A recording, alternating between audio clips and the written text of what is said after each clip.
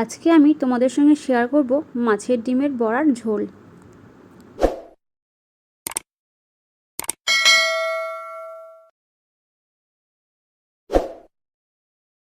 আমি এখানে কিছুটা পরিমাণ ডিম নিয়ে নিয়েছি। এর মধ্যে আমি দিয়ে দেব নুন, হলুদ, দিয়ে দেব কুচনো পেঁয়াজ, কুচনো লঙ্কা, দিয়ে দেব 2 চামচ পরিমাণ ময়দা।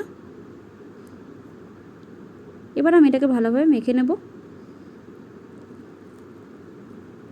দেখো মেখে নিয়েছি। দেখে আমি কড়াইতে সাদা তেল দিয়ে দিয়েছি। আমি এবার এক এক করে বড়া ভেজে নেব। ভেজে নেওয়ার পরে তোমরা কিন্তু পরিবেশনা করতে পারো এবং তোমরা বড়ার ঝোলও করতে পারো।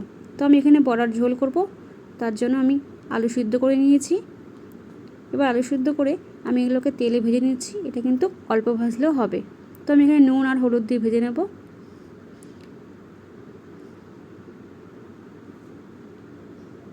তো দেখো আমার ভাজা কিন্তু হয়ে গেছে। এবার আমি এই তেলের মধ্যে দিয়ে দিলাম সাদা জিরে আর তেজপাতা, দিয়ে দিলাম 2 এলাচ আর দারচিনি। এখানে আমি দিয়ে দিলাম কেটে রাখা পেঁয়াজ, এখানে দিয়ে দিলাম বেটে রাখা পেঁয়াজ। এবার এটাকে আমি ভালোভাবে নাড়াচাড়া করে নেব। নাড়াচাড়া করা হয়ে গেছে। এখানে আমি দিয়ে দিলাম আদা বাটা। আবারও আমি ভালোভাবে নাড়াচাড়া করে নেব। এবারে আমি এখানে দিয়ে দেব টমেটো বাটা।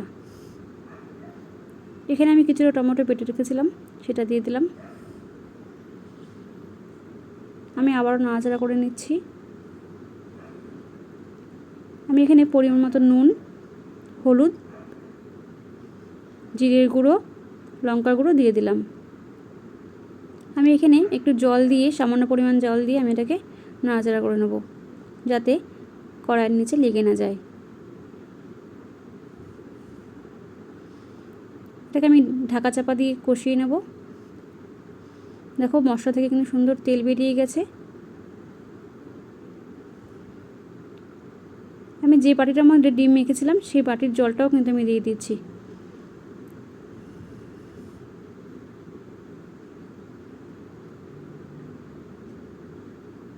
আমি এবার ঢাকা চাপা দিয়ে দিলাম।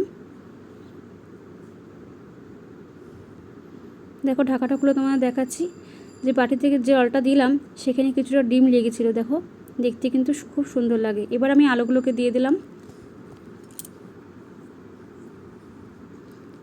আলুগুলো দেওয়ার পর কিন্তু আমি বেশিক্ষণ ভাজবো না, যেহেতু সিদ্ধ করা ছিল আর ভাজাও ছিল।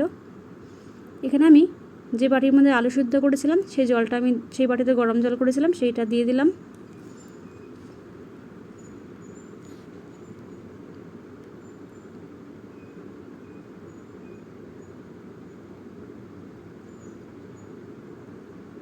তো ঝোলটা আমার ফুটে উঠেছে। দেখো আমি একে করে সবগুলো বড়া দিয়ে দেব। ঝোলের মধ্যে ডিমের বড়াগুলো দেওয়ার পরে 5 মিনিট অবধি ফুটিয়ে নেব। এখানে আমি গরম মশলা দিয়ে দিচ্ছি। আমি ঢাকা চাপা দিয়ে দিলাম 5 মিনিটের জন্য। তো ঢাকাটা খুলে দেখাচ্ছি তোমাদের, আমার কিন্তু রেসিপিটা রেডি হয়ে গেছে। তোমাদের কাছে আমি আরেকটা কথা শেয়ার করব, ডিমের বড়ার ঝোল করতে গেলে জলের পরিমাণটা একটু বেশি রাখতে হবে। আশা করি ভিডিওটা তোমাদের ভালো লেগেছে। ভিডিওটা ভালো লাগলে লাইক, কমেন্ট ও শেয়ার করে দিও। দেখা হচ্ছে পরের ভিডিওতে।